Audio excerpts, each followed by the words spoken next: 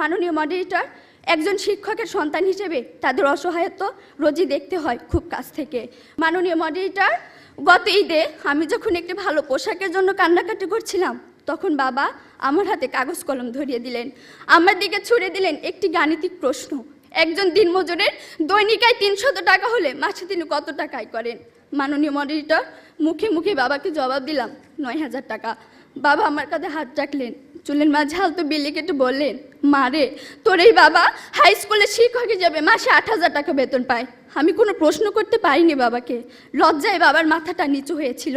পৌরত্বের দ্বার প্রান্তে দাঁড়ানো বাবার বয়সী চোখ হতে খসে পড়ে জল। জানি না মাননীয় মডারেটর, আমার বাবার বয়সী চোখ থেকে খসে পড়া জল শিক্ষার মানকে কতটা টেনে তোলার যোগ্যতা রাখে। মাননীয় মডারেটর, এই যদি হয় শিক্ষাগুরুর জীবন, তাহলে একটা সময় হয়তো এদেশে আর কোনো শিক্ষকই পাওয়া যাবে না। এমন বাংলাদেশ আমরা কখনোই আশা করি না।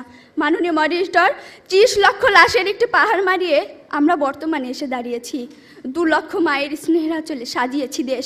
প্রতিপক্ষ বঙ্গবন্ধুর স্বপ্ন, লাখো শহীদের প্রত্যাশা আর বীর জননীর ত্যাগের প্রতিদান দেওয়ার এখনই সময়। আর তার জন্য চাই শিক্ষাক্ষেত্রে অধিক বিনিয়োগের মাধ্যমে টেকসই উন্নয়ন নিশ্চিত করা।